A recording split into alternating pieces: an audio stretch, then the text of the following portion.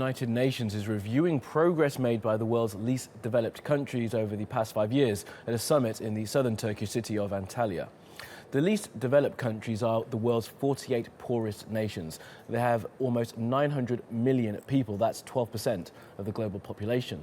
The LDCs, as they're called, face severe structural impediments to growth. They account for less than 2% of world GDP and around 1% of world trade. Now, 34 of the least developed countries are in Africa, 13 in Asia Pacific, and 1 in Latin America. More than 75% of people in the LDCs live in poverty. Well, TRT World's Charlotte Dubenskij is at that summit and joins us now live. Good morning to you, Charlotte. So just bring us up to speed. What other factors make a country eligible to be part of this LDC group? Well, there are 3 wide categories that they look at when they decide if a country should be considered an LDC.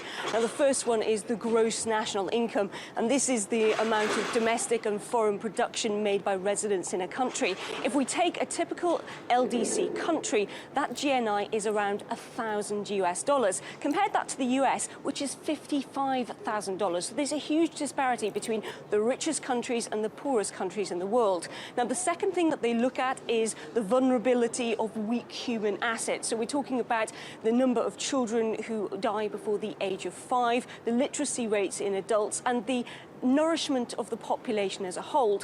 And the third category, Kamali, that they look at is economic vulnerability. How do these countries react when a natural disaster occurs on their shores in their country? And also the stability of production like crops, which they can either use to feed their own nation or to sell abroad to increase that gross national income that I mentioned a moment ago. Okay, and quite a contrast, Charlotte, isn't it, with the G7 that's taking place in Japan now. This is a mid-term review of what was started 5 years ago. What progress has been made in that time?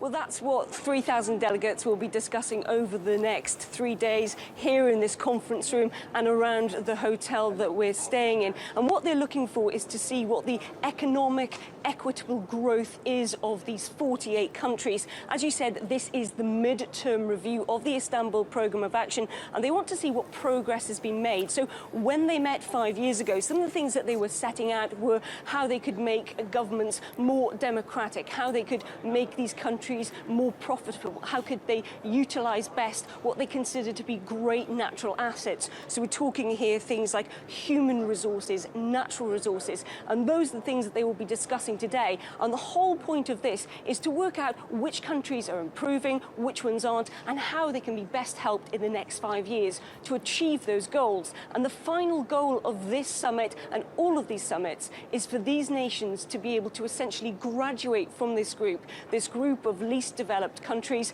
and that's the point. Now, if we look at the history of this, in the 3 decades these groups have been mentioned, the LDCs came into play, only 4 countries have been able to graduate from that group. So 48 countries to go, and the hope is that in the next few years, at least 7 of those will be able to graduate and no longer be considered least developed countries. Okay, well, Charlotte, from Antalya, thank you for now.